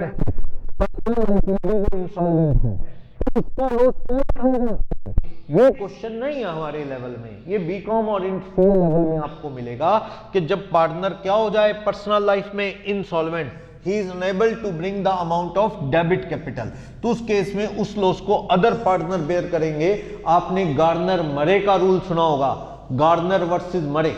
Garner मरे का डिस्प्यूट था, एक विल्किंस नाम का पार्टनर इंसॉल्वेंट हो गया था, उसका लॉस गार्नर मरे कैसे शेयर करें वो केस था, पर वो हमारे +2 लेवल में नहीं है, इसलिए हमें तो हमेशा बाय कैश मिल जाएंगे, जिसको देना है टू कैश दे देंगे। तो कैश का बैलेंस आप टैली करो कितना, 55, इधर कितना रहा 59, इधर देखो 25, 2, 15 और 22। कुछ एरर है क्या, इस साइड का टोटल करना, ओपनिंग कैश बैंक 10 था, एक बार वो बैलेंस शीट का भी टोटल देखो 10, 40, 30, 20 और 5। हाँ, एक चीज रहेगी, P&L का डेबिट बैलेंस तो रह गया ना, शेयर करना। Okay, to P&L account debit balance partner ने बांट लिया, क्या P&L फिक्टिशियस असेट से एडवर्टाइजमेंट, ये पार्टनर बांटेंगे, कौन सा बैलेंस है, डेबिट, क्रेडिट होगा, A is capital debit, B is capital debit, to P&L account या एडवर्टाइजमेंट सस्पेंस, वो पड़ा है कितने का, 5 का। तो ये 5 को 3:2 की रेशियो में शेयर करेंगे तो 3 और 2 ये भी आएगा यहाँ 3 और 2, तो इसका यहाँ पे 19 रहेगा और इसका यहाँ पे 26 होने की वजह से 6 रहेगा। तो ये देखो ये 6 रहेगा, ये लेके आएगा और ये लेके जाएगा कितना 19। वो एक एंट्री रह गई थी, P&L का डेबिट बैलेंस खत्म कर दो, क्रेडिट हो गया ना, being fictitious assets debited to partner capital account, journal में लिखोगे ना, being fictitious assets such as P&L advertisement suspense being debited to partners capital account, तो ये लॉस इन्होंने बेयर किया है। तो आप देखेंगे ये कितना हो जाएगा 61।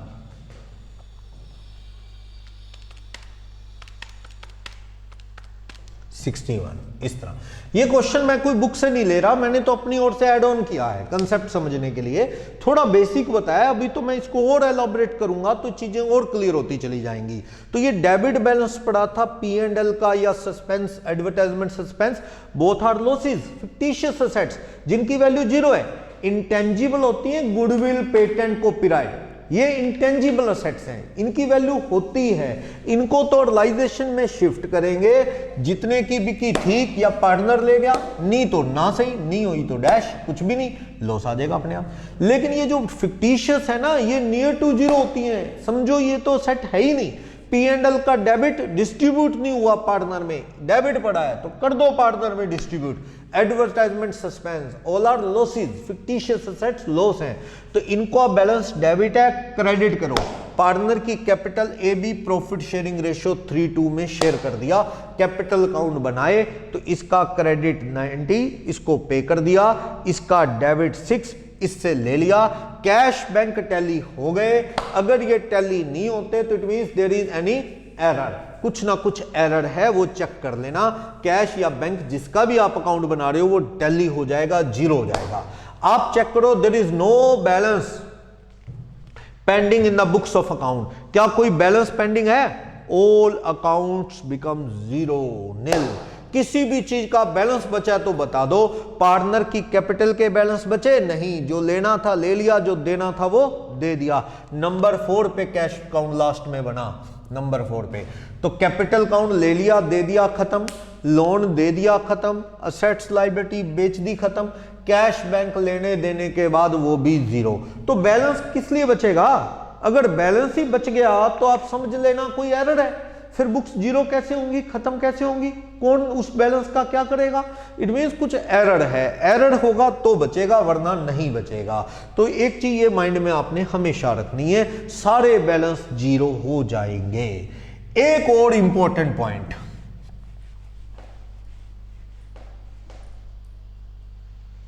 देखते हैं क्या है इंपॉर्टेंट पॉइंट। ये रियलाइजेशन का लॉस कैसे आया है? वैसे रियलाइजेशन लॉस कैसे आया है चेक करवा रहा हूं, वेरीफाई करवा रहा हूं। आपको एग्जाम में चेना करके दिखाओ, लेकिन माइंड में पिक्चर तो क्लियर हो कि what's the reason of realisation loss. क्या रीजन है? देखो ध्यान से, प्लांट एंड मशीनरी 45 वाली 35 में गई, लॉसेस क्यों? प्लांट एंड मशीनरी 40 वाली 35 में गई तो 5 का क्या हो गया? लॉस हो गया।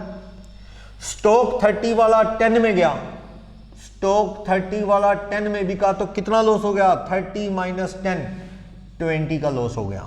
डेटर 20 वाले कितने में ले गया? वो 12 में, 20 वाले 12 में ले गया तो 8 का लॉस हो गया। लेकिन एक गुडविल बुक्स में नहीं थी, देख लो, थी गुडविल ना, पर वो पार्टनर ये लेके गया तो इट मींस ये गेन है। गुडविल में क्या हो गया है? गुडविल 0 थी, 10 में ले गया तो समझो ये लॉस नहीं, उल्टा क्या हो गया? 10 का गेन। ये माइनस कर दूं क्योंकि मैंने लॉसेस का हेड बनाया है, फायदा हो गया 10 का, लॉस कम हो जाएंगे क्योंकि डेबिट में तो कुछ नहीं था, पर वो गुडविल ले गया कितने में? 10 में। तो डेबिट और क्रेडिट की गेम है सारी, तो डेबिट में कुछ नहीं, क्रेडिट 10 तो क्या शो करता है? फायदा, 10 का फायदा हो गया। और स्टडी करते हैं, क्रेडिटर 20 के थे पर इधर पेमेंट कितनी की आपने? 21, तो क्रेडिटर में कितना? 1 का लॉस हुआ, आपको 21 पे किया। कॉन्टीजेंट लायबिलिटी बुक्स में थी ना, पर आपने पे की, कितनी पे की कॉन्टीजेंट लायबिलिटी? 4, तो वो समझो क्या हो गया? 4 का लॉस। बस वाइफ का लोन तो पूरा ही पे किया। एक्सपेंसेस क्या बुक्स में थे क्या? 2 नहीं, डिसोल्यूशन के एक्सपेंसेस, डिसोल्यूशन के एक्सपेंसेस 2 देने पड़े, वो भी क्या समझो? लॉस। तो आप स्टडी करो लॉस किस तरह से आया, आप स्टडी करोगे तो आपको पता लग जाएगा लॉस आने की वजह क्या है। ये 30, ये लॉस है 30। बहुत से स्टूडेंट चैप्टर तो पढ़ते हैं, यूं ही क्रैमिंग करते चले जाते हैं, रट्टा लगाए जा रहे हैं, बस फटाफट रियलाइजेशन बनाया, डेबिट क्रेडिट किया, P&L और सब बैलेंस शिफ्ट किए, टैली हो गया, बात खत्म।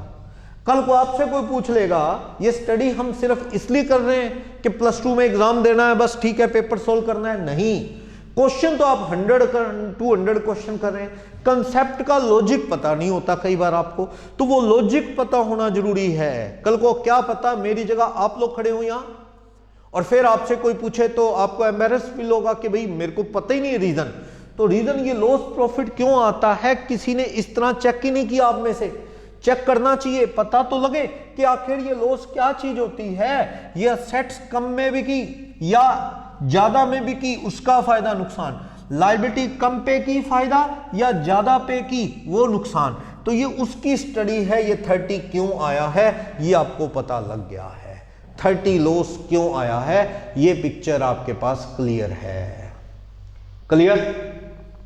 तो आप देख सकते हो कि ये लॉस फायदा क्यों आया है, तो ये पिक्चर यहां से क्लियर हो जाती है।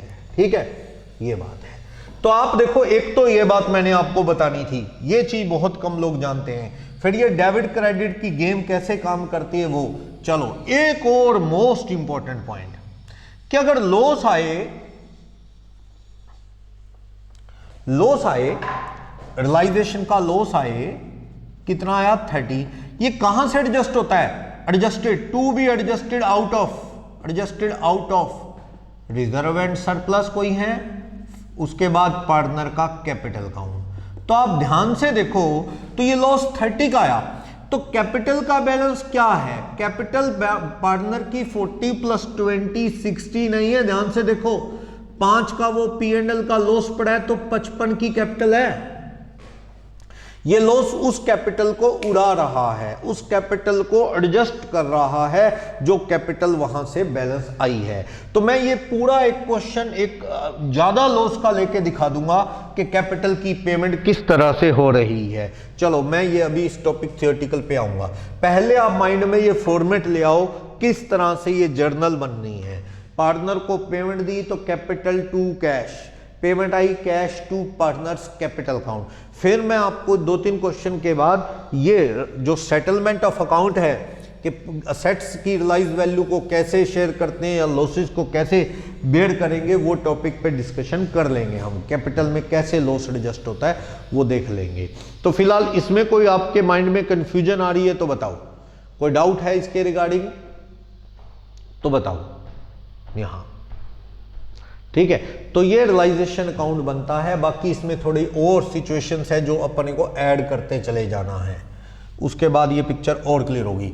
एक जो प्रॉब्लम आती है कि रिजर्व्स पड़े हैं बैलेंस शीट में, तो मैंने बताया रिजर्व्स को कहां शिफ्ट करना आपने, जितने भी रिजर्व्स पड़े हैं वो सारे के सारे कैपिटल में। पर रिजर्व्स भी 2 तरह के रहते हैं, इसमें बड़ी कंफ्यूजन है स्टूडेंट्स को, वो मैं बात कर रहा हूं।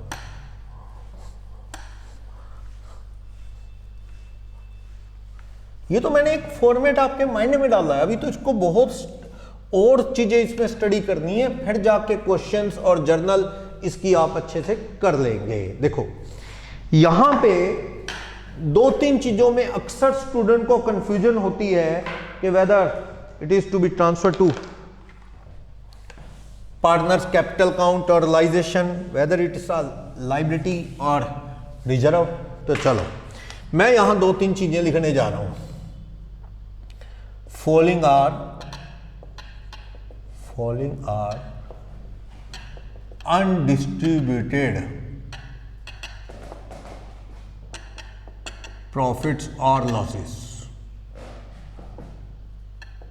which are transferred to partners capital account only. कुछ चीजें ऐसी हैं जिन्हें आपने क्या करना है, पार्टनर के कैपिटल अकाउंट में ट्रांसफर करना है, रियलाइजेशन में नहीं लिखना, ना कोई लायबिलिटी है। जैसे कि P&L का क्या हो सकता है, क्रेडिट बैलेंस या P&L का डेबिट बैलेंस, जनरल रिजर्व या रिजर्व फंड। काफी लोगों को तो इन दोनों में भी डिफरेंस नहीं पता होता। इन दोनों में क्या डिफरेंस है, देखो पैसा फ्यूचर के लिए बचा के रखा है, इमरजेंसी में काम आएगा, रिजर्व है, reserve amount for future contingency, कि फ्यूचर में क्या पता लॉस ना आ जाए तो हम फ्यूचर के लिए बचा के रख रहे हैं, दैट इज जनरल रिजर्व। और रिजर्व फंड में क्या फर्क है, व्हेन रिजर्व्स आर इन्वेस्टेड, अगर उस पैसे को बचा लिया आपने, पैसे को इन्वेस्ट कर दिया, when reserves are invested anywhere, कहीं आप इन्वेस्ट कर देते हैं, इट्स कॉल्ड फंड। इसको अपन नाम क्या दे देते हैं, फंड। तो reserves are invested then it's called fund, कि भाई बैंक में रख दो, बढ़ेगा भी, इंटरेस्ट लग के प्लस सेफ भी हो जाएगा, तो देन इट्स कॉल्ड फंड। यानी जनरल रिजर्व या रिजर्व फंड एक ही बात है, पड़े हैं तो रिजर्व, इन्वेस्ट कर दिए कहीं तो फंड। ओके, ये यहां पे हो सकता है। रिजर्व फॉर कंटीजेंसी वर्कर के लिए बनाया है, कंटीजेंसी या वर्कमैन कंपनसेशन रिजर्व। इसकी डिटेल मैं आपको बता दूंगा, वर्कमैन कंपनसेशन रिजर्व का डिटेल ट्रीटमेंट। अदरवाइज साइलेंट है, बस रिजर्व है लिखा है लायबिलिटी साइड में, कैपिटल में ट्रांसफर करो और भूल जाओ। या एडवर्टाइजमेंट सस्पेंस अकाउंट, ये कैपिटल अकाउंट में डेबिट होते हैं, ये दोनों कैपिटल अकाउंट में डेबिटेड, और बाकी सारे प्रॉफिट्स हैं लायबिलिटीज में पड़े रहते हैं, क्रेडिट बैलेंस है वो सब कैपिटल अकाउंट में क्रेडिट हो जाते हैं। ओके, कुछ चीजें ऐसी हैं जो फॉलोइंग आर लिख देता हूं, following are pure liabilities. So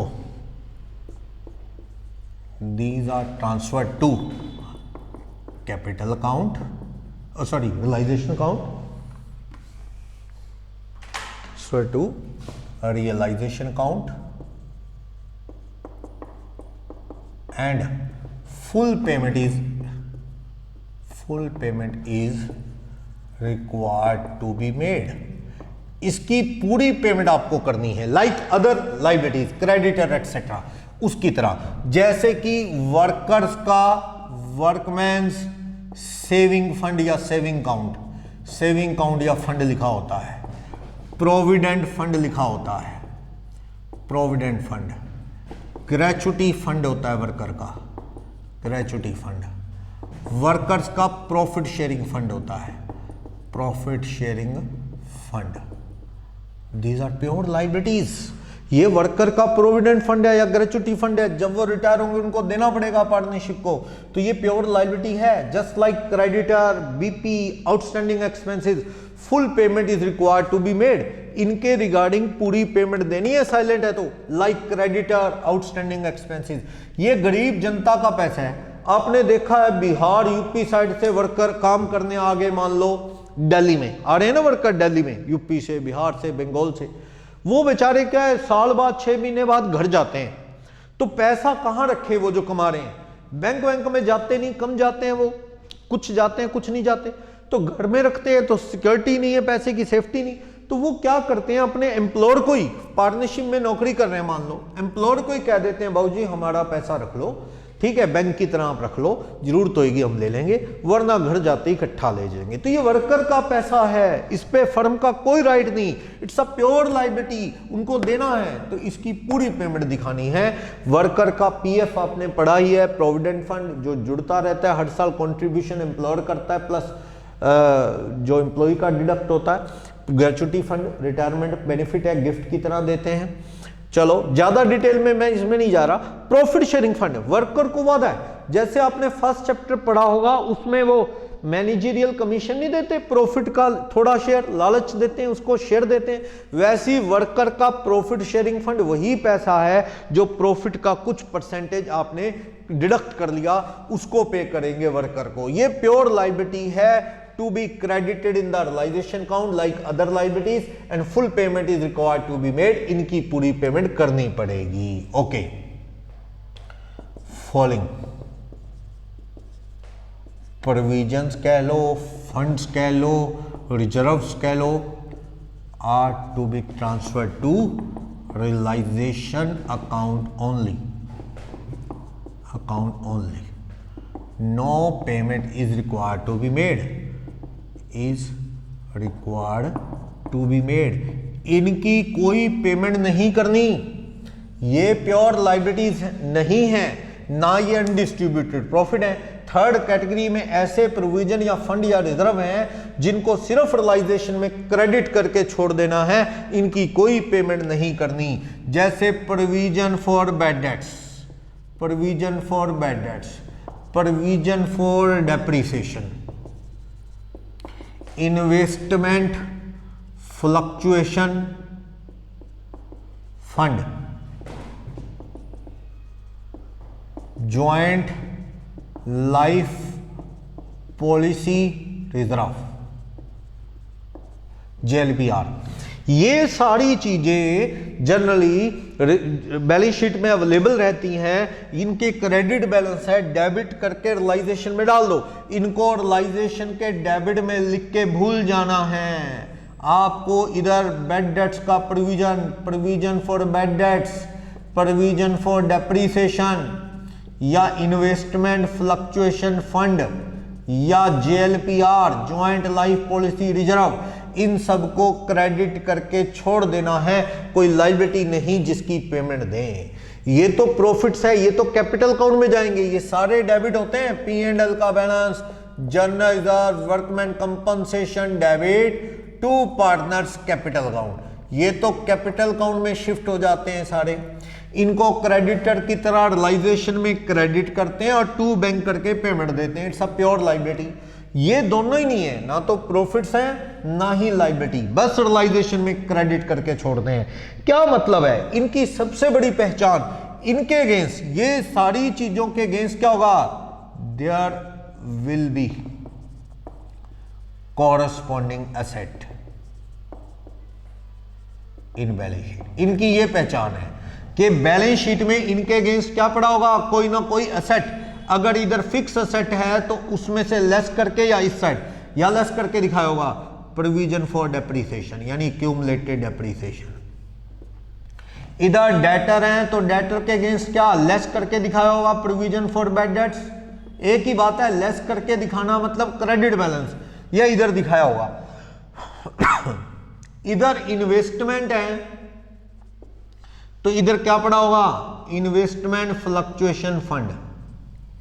इधर ज्वाइंट लाइफ पॉलिसी है तो इधर ज्वाइंट लाइफ पॉलिसी रिजर्व पड़ा होगा। इनकी सबसे बड़ी पहचान है ये असेट के अगेंस्ट, जैसे डेटर 40 के हैं, हमने 5 का प्रोविजन बना रखा है तो 35, तो हम डेटर इधर रियलाइजेशन में पूरे शो करेंगे। डेटर कितने 40, provision for bad dates credit करेंगे। ये तो हमने फ्यूचर की कंटीजेंसी, लॉस हुआ तो यहां से कवर अप कर ले इसलिए प्रोविजन बनाया है।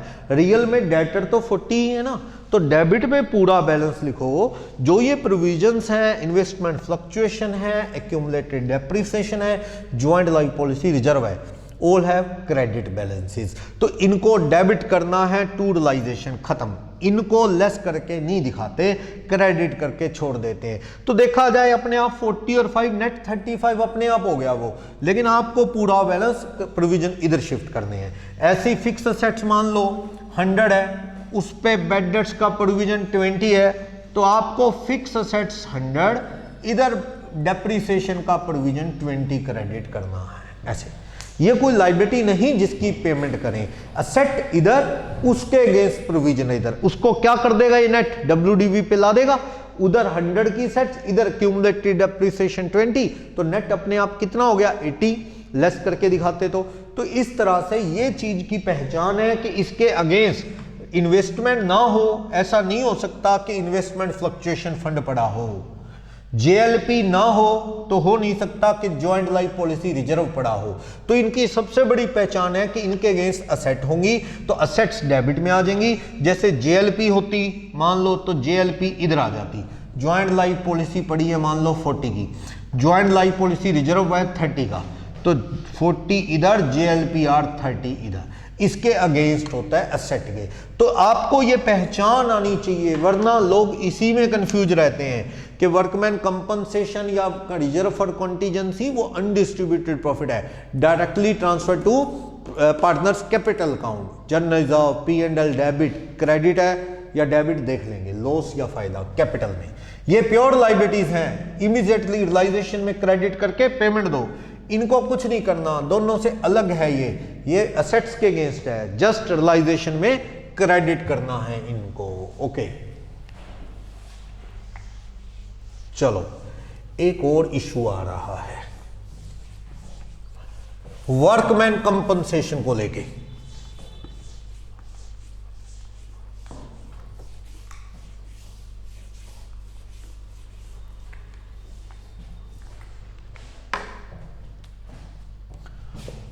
वर्कमैन कंपनसेशन फंड या रिजर्व।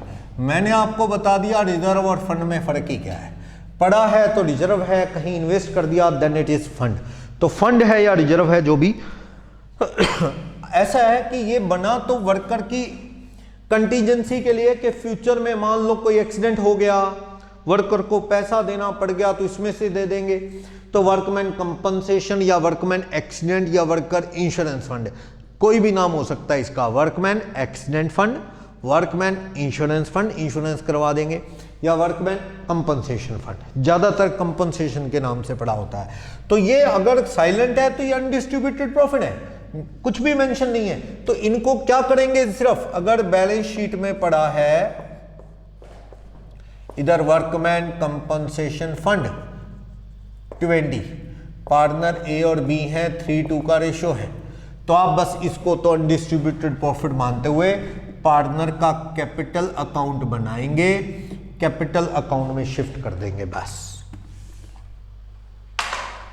इस सिचुएशन में तो रियलाइजेशन में कुछ भी नहीं जाएगा, रियलाइजेशन में कुछ भी नहीं, पार्टनर का कैपिटल अकाउंट बनाएंगे, आप उसमें शिफ्ट कर देंगे A और B। तो यहां पे बाय वर्कमैन कंपनसेशन फंड कितने का है, 20/3:2, 12 और 8, खत्म बस। ये तो ये ट्रीटमेंट है क्वेश्चन के अंदर। ठीक है।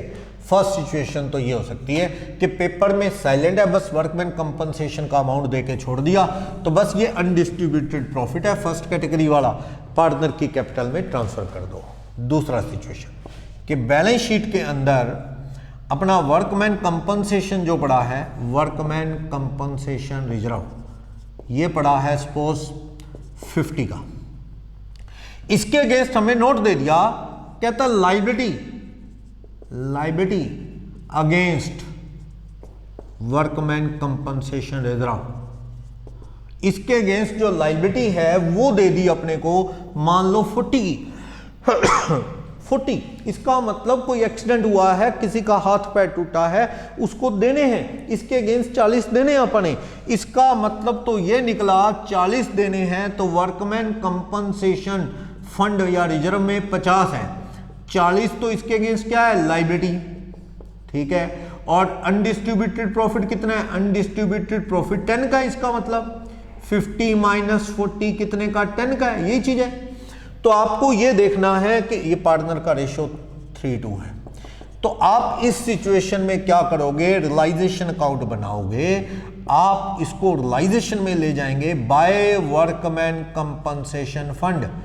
कितने रुपए, लाइबिलिटी वाला 40, आप ही कह रहे हैं ना 40 लाइबिलिटी है, तो वो ले गए, इधर टू कैश बैंक जो भी है उसकी पेमेंट देनी पड़ेगी वर्कमैन कंपनसेशन, क्योंकि आप कह रहे हैं ये लाइबिलिटी है, 40 की पेमेंट दे दोगे। अभी बचा 10, देखो ये लाइबिलिटी साइड क्रेडिट साइड है, वर्कमैन कंपनसेशन की ये क्रेडिट साइड है, अभी डेबिट हुआ है, वर्कमैन कंपनसेशन फंड या रिजर्व डेबिट 40, टू रियलाइजेशन में कितना ले गए आप, अभी भी कितना क्रेडिट पड़ा है, 10, उसको खत्म करने के लिए क्या करो, पार्टनर का कैपिटल अकाउंट बना दो, पार्टनर का कैपिटल, कैसे, ए और B, by workman compensation fund. कितने रुपए बच गया, 50 में से 40 काट के 10 बच गया, इन 3:2 बांट दो, 6 और 4, बस तो खत्म हो गया। वर्कमैन कंपनसेशन फंड डेबिट 10 क्या हो गया, to A's capital to B's capital, जो ये 50 माइनस 40 करके 10 बचा वो प्रॉफिट है, वो 6 और 4 3:2 की रेशो में बट गया, इस तरह। तो मैंने अभी 2 सिचुएशन बता दिया आपको कि हमारा वर्कमैन कंपनसेशन 20 पड़ा है, कुछ भी क्वेश्चन में नहीं, साइलेंट है about liability against workman compensation, तो आप मान लो there is no liability against workman compensation, whole amount of 20 is to be considered as undistributed profit, hence it is to be credited to partners capital account. Second situation, workman compensation credited in balance sheet 50, but liability against workman compensation कितने रुपए दे रहा है, liability against workman compensation 40, then 40 out of 50 is to be transferred to realization account and full payment is required to be made like other liability, तो 40 के against payment होगी, and balance of 10 out of 50, तो 50 में से 40 liability है, तो 10 balance बचा, ये कहां ट्रांसफर कर दोगे, 10 transfer to partners capital account. तो balance 10 which is to be considered as undistributed profit is to be credited to partners capital account in profit sharing ratio which is 3:2। तो इस तरह से वो डिस्ट्रीब्यूट कर दिया और ये अनडिस्ट्रीब्यूटेड प्रॉफिट का ये खेल खत्म हो गया। सेकंड सिचुएशन, कोई भी डाउट इसके अंदर, क्लियर? इस तरह से एक और सिचुएशन कर सकते हैं हम इसी से रिलेटेड, देखना।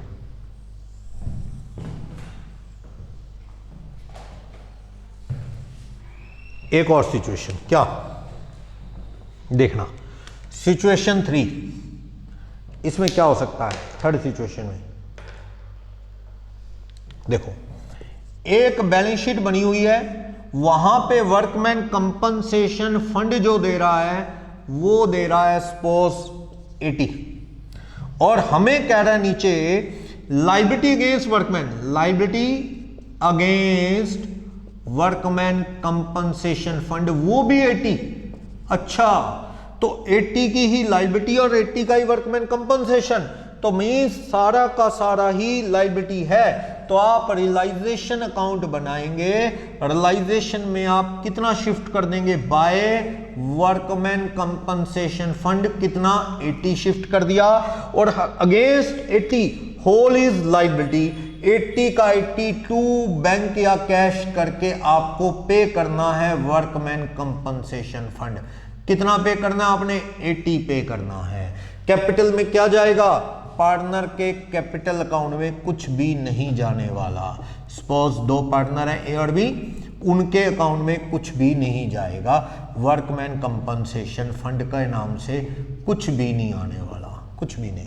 No, whole is consider as liability. थोड़ा चेंज करता हूं, मैं कह रहा हूं एक सिचुएशन और फोर्थ, मैं कह रहा हूं वर्कमैन कंपनसेशन 80 पर इसके अगेंस्ट लायबिलिटी कितनी है, 100। अजीब सिचुएशन है कि इसका मतलब कोई एक्सीडेंट या किसी केस में कोर्ट के ऑर्डर के अकॉर्डिंग जिस भी वजह से आपको 80 का रिजर्व बना रखा है, पर देने पड़ेंगे कितने, 100। तो आपका 80 ट्रांसफर हुआ इधर, पर 2 बैंक या कैश करके कितने दे देना, आप 100 पे कर देना। 2 कैश या बैंक करके 100 you have to pay out it. तो आपको पे करना है। Nothing could be transfer to partners capital account. कुछ भी कैपिटल अकाउंट में देख लो नहीं गया, 100 का 100 आपको पे करना पड़ेगा। तो ये मैक्सिमम जो केसेस हो सकते हैं वर्कमैन कंपनसेशन के, मैंने वो बताए कि कभी रिजर्व बच गया सारा ही चला गया, या 50 के अगेंस्ट लायबिलिटी 40 तो वो रियलाइजेशन में शिफ्ट करके पेमेंट हो गई। तीसरी सिचुएशन में मैंने कहा कंपनसेशन फंड 80 की लायबिलिटी, तो 80 के 80 शिफ्ट करके 2 कैश 80 कर दो। फोर्थ सिचुएशन में 80 के वर्कमैन कंपनसेशन है पर देने पड़ेंगे 100, तो आप क्या करो, कैपिटल में कुछ नहीं जाएगा, आप इस सिचुएशन में वर्कमैन कंपनसेशन टू रियलाइजेशन 80 ले जाओ, लेकिन 2 बैंक करके कितने दिए, 100 इसके अगेंस्ट, तो 20 ऑटोमेटिकली लॉस हो गया। 80 क्रेडिट डेबिट 100, तो एक्सेस 20 डेबिट क्या शो करता है, लॉस। इसके अगेंस्ट 20 का आपको क्या हो गया, लॉस हो गया है। तो इस तरह से वर्कमैन कंपनसेशन को आपने यहां एडजस्ट किया। तो ये सारी बातें जो हैं स्टेप बाय स्टेप, बाकी क्वेश्चंस में यूज करेंगे तो थोड़ा और भी अच्छे से क्लियर होगा। अभी हमने नेक्स्ट क्लासेस में अनरिकॉर्डेड असेट्स, अनरिकॉर्डेड लायबिलिटीज के concept, partner loan to partner, partner से लिया हुआ है उसकी बजाय पार्टनर को दिया हुआ है लोन, वो सिचुएशन भी देखनी है कैपिटल में एडजस्ट। करंट अकाउंट के बैलेंसेस की भी बात करनी है, वो सिचुएशन भी अपने को देखनी है। रियलाइजेशन के एक्सपेंसेस पे भी बहुत बड़ी डिटेल है। कभी कभी पार्टनर अपॉइंट होता है कि चल यार तू बिकवा दे सारी असेट्स, तू दे दे सारी लायबिलिटी, कमीशन ले ले, तो वो भी रियलाइजेशन के एक्सपेंसेस बेयर कर लेता है। वो सारी डिटेल भी अपने को यहां पढ़नी है। तो ये सारी चीजें अपने को यहां पे देखनी है, रिवैल्यूएशन रियलाइजेशन का डिफरेंस। और मैं जो कह रहा हूं सेटलमेंट ऑफ अकाउंट कि लॉस आ गया तो वो किस तरह से बेयर होगा, वो सिचुएशन भी अपने को देखनी है। तो असेट्स का तो चलो पता लग गया आपको कि सेटलमेंट ऑफ अकाउंट में असेट्स आ रही हैं, तो सबसे पहले किनको दे रहे हैं, आउटसाइडर को दे रहे हैं हम। देखा अपनी सिचुएशन कि सारा पैसा पहले किसको दे रहे हैं हम, क्रेडिटर को, बीपी बैंक लोन, फिर पार्टनर का लोन दे रहे हैं, फिर किसको दे रहे हैं, पार्टनर की कैपिटल बचा तो फिर पार्टनर के प्रॉफिट शेयरिंग रेशो में। वो तो एक रूटीन सी सिचुएशन है सेटलमेंट ऑफ अकाउंट की, सेटलमेंट ऑफ अकाउंट्स। इसमें मैंने आपको बताया कि distribution of realise value of assets, value of assets, ये तो मैंने चलो आपको बता दिया कैसे कैसे डिस्ट्रीब्यूट करना है। सबसे पहले आपको पेमेंट टू किनको करनी है, पेमेंट टू आपने क्या किया, आउटसाइडर। कैसे पता लगा, अभी मैंने आपको रियलाइजेशन अकाउंट बना के दिखाया, सबसे पहले उनको, फिर पार्टनर का क्या देना है, लोन, फिर क्या देना है, पार्टनर की कैपिटल, फिर भी अगर कुछ बचा तो सरप्लस किस में ट्रांसफर हो जाएगा, surplus to partners capital account in profit sharing ratio. ये सिचुएशन तो आपने अभी देखी कि रियलाइजेशन में हम आउटसाइडर की लायबिलिटी लिखते थे तो उनको पे करते थे, फिर देते हैं पार्टनर का लोन, फिर बनाते हैं पार्टनर का कैपिटल या करंट, फिर भी बचा तो प्रॉफिट शेयरिंग रेशियो में। दूसरी सिचुएशन, लॉस को कैसे बेयर करेंगे, यूटिलाइजेशन, या एप्रोप्रिएशन ऑफ लॉसेस। तो ये मैंने आपको बताया। फर्स्ट ऑफ ऑल लॉस कहां से, first of all general reserve या रिजर्व एंड सरप्लस पड़े हैं वहां से उड़ा दो, फिर अगर लॉस बचे तो पार्टनर की कैपिटल उड़ा दो, फिर भी लॉस बचे तो क्या है, to be brought from private assets, घर से लाना पड़ेगा। ये दो सेटलमेंट हैं। अक्सर ये थ्योरी भी स्टूडेंट ना यूं ही बुक्स में क्रैम करके चला जाता है, इस थ्योरी को कभी उसने अच्छे से नहीं समझा होता, खासकर लॉस को। मैं एक सिचुएशन बना के दिखाता हूं। ये फर्म की बैलेंस शीट है सपोज, इसके अंदर मैं कहता हूं कि प्लांट एंड मशीनरी पड़ी है, स्टॉक और डेटर पड़े हैं। प्लांट एंड मशीनरी 100 है, स्टॉक एंड डेटर सपोज 80 है, और कैश बैंक पड़ा है 10 का। यहां पे क्रेडिटर है सपोज 60 और बैंक का लोन लिख लो। चलो बैंक का लोन पड़ा है, ये इस साइड का टोटल हो गया 190, तो ये 30। पार्टनर की कैपिटल जो है वो है ए की और बी की, सपोज 50-50 है, चलो 100 की कैपिटल है इनकी। इस तरह से 190, ये मैंने बैलेंस शीट अपनी ओर से बनाई है कि क्रेडिटर है और plant and machinery, stock, debtor है, कैश है। हमें कह रहा है plant and machinery realise for, plant and machinery realise हुई, इनका ए और बी का जो रेशियो है सपोज 3:2 है। ओके, ए और बी कह रहा है जी इनकी जो असेट है वो रिलाइज ही बहुत कम में हुई, सिर्फ कितने में रिलाइज हुई, 10 में। मान लो मैं थोड़ा इसमें और चेंज कर दूं, मैं कह दूं यहां पे एक क्रेडिटर ही पड़ा है चलो 60 का, और रिजर्व एंड सरप्लस पड़े हैं 10 के, तो 110 और 110 80 ये पड़ा, ठीक है। प्लांट एंड मशीनरी रिलाइज हुई है कितने में, 20 में। प्लांट एंड मशीनरी बहुत ही कम में रिलाइज हुई है, ठीक है। और जो स्टॉक एंड डेटर रिलाइज हुए हैं बहुत ही कम में, बहुत बड़ा लॉस आया है, वो 10 में रिलाइज हुआ है। 180 वाली चीजों में बहुत कम रिलाइज हुआ है, यही रिलाइज हुआ है, बस 30 रिलाइज हुआ है। तो बहुत साफ दिख रहा है बहुत हैवी लॉसेस हैं, और कोई कुछ नहीं बोला। 180 वाली चीजें 30 में गई, तो यहां पे आप देखो लॉसेस कितने आने वाले हैं, 100 प्लस 80 बुक वैल्यू वाली चीजें, बुक वैल्यू वाली चीजें रिलाइज कितने में हुई, रिलाइज हुई 20 और 10 में, तो लॉस कितना है, 150 का लॉस है। इस लॉस को क्या करें, ये देखो लॉस को आप general reserve, reserve and surplus उड़ा दो, रिजर्व एंड सरप्लस या जनरल रिजर्व पार्टनर के कितने एडजस्ट कर दो 10, फिर भी लॉस कितना बच गया, लॉस का बैलेंस 140। कैपिटल उड़ा दो, कैपिटल के बैलेंस कितने दोनों के, 50-50 100 के हैं, लॉस फिर भी कितना बच गया, 40। Balance loss to be brought from private assets, अपने घर से लाएंगे। ओके, ये चीज ये प्रूव कर रहा था, मैं करके दिखा दूंगा चाहिए। कह रहा है लॉसेस को पहले क्या करेंगे, जो जनरल रिजर्व वगैरह पड़े हैं वहां से सेटल कर लो, कैपिटल से कर लो, फिर भी ज्यादा लॉस हो तो प्राइवेट रिसोर्सेज से वो लाएंगे घर से, तो ये 40 का लॉस घर से लाएंगे। चेक करवाता हूं ऐसा क्यों होता है, आप करके देख सकते हैं इस सारी सिचुएशन को, कोई भी प्रॉब्लम नहीं है। देखना कैसे, आप सबसे पहले क्या बनाएंगे, हाँ रियलाइजेशन काउंट बनाएंगे, बनाओ रियलाइजेशन काउंट। क्या, to plant and machinery 100, to stock and debtor कितने के पड़े हैं 80, बाय क्रेडिटर कितने के हैं, क्रेडिटर 80। यहां पे बाय कैश बैंक कितना आया, प्लांट एंड मशीनरी से आया कितना, प्लांट एंड मशीनरी से कितना है 20 आया, ओके। और स्टॉक और डेटर से कितना आया 10, 30 रिलाइज हुआ बस। यहां पे टू कैश बैंक कितना देने वाले हो आप, कैश बैंक क्रेडिटर को कुछ ना बोले तो पूरा ही देने वाले हैं, कितना 80।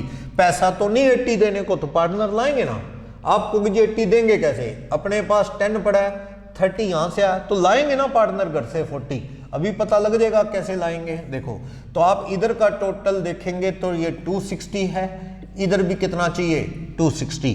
तो अपने पास लॉस कितना आ गया यहां से, रियलाइजेशन का लॉस 150 आ गया, जो shared by A and B, ratio क्या है 3:2, तो इनमें शेयर कर दो, ये 90-60 इनमें शेयर हो गया। ये पार्टनर का लोन है ही नहीं, बनाओ पार्टनर का कैपिटल अकाउंट, कैपिटल अकाउंट बना लो, लोन तो है ही नहीं पार्टनर का कोई, ए और बी का कैपिटल अकाउंट बना लो।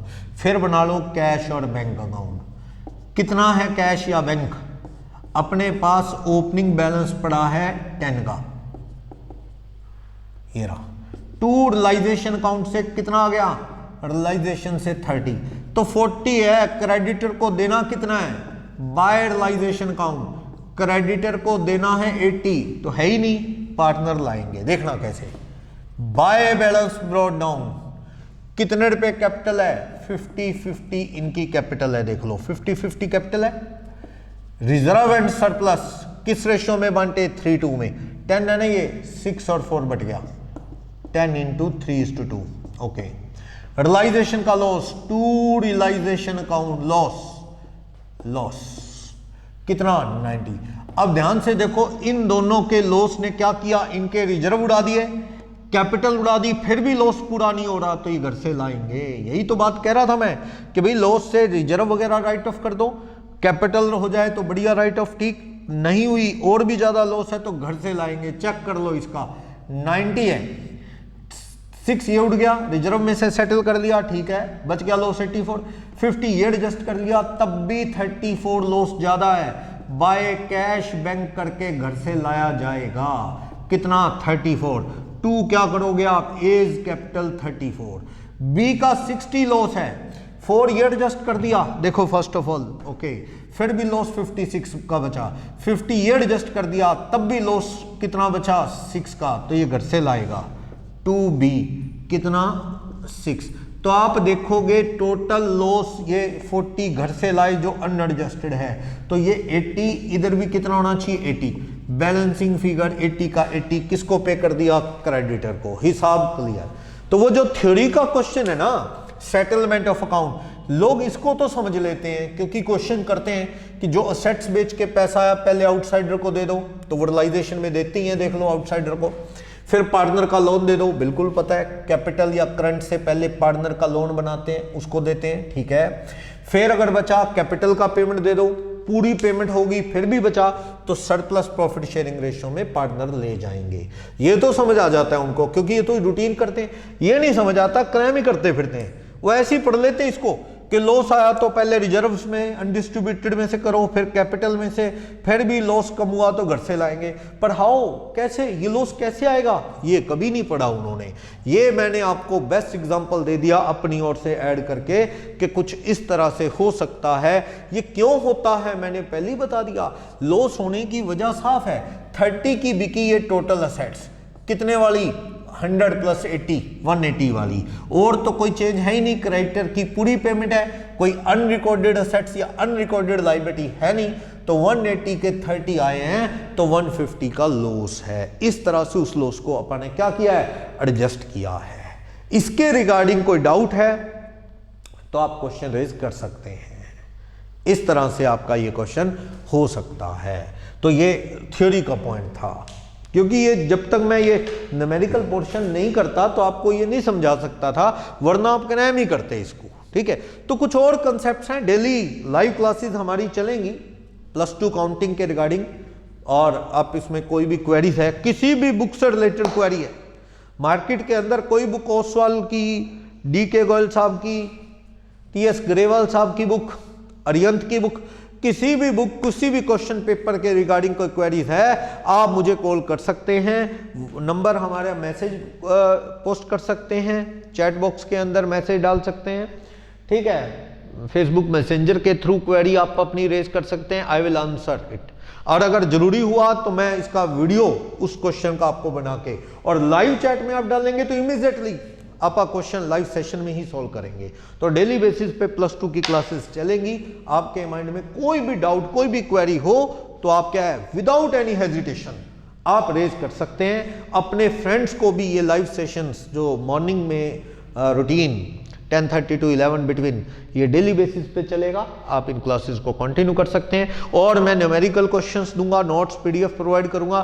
उन क्वेश्चंस को अगर आप कर लें तो आपको कोई भी बुक, चाहे ओसवाल की हो, अरिहंत है, डीके गोयल, ग्रेवाल, सभी बुक के क्वेश्चन कवर हो जाएंगे। आपको ये नहीं सोचना कि उस बुक में क्या, उस बुक में क्या है, मैं इस तरह से क्वेश्चन उसमें कवर कर दूंगा, तो आपका सारा कंसेप्ट ये क्लियर हो जाएगा। लाइव सेशन मोर इंटरेक्टिव होगा अगर आप क्वेश्चन आंसर भी उसमें रेज करेंगे तो उसको आप कंटिन्यू करेंगे। कल भी routine time live session held होगा, आप अपने फ्रेंड्स को और कम्युनिकेट कर दें। अच्छा लगे तो हमारा चैनल जो है please subscribe it. Thank you.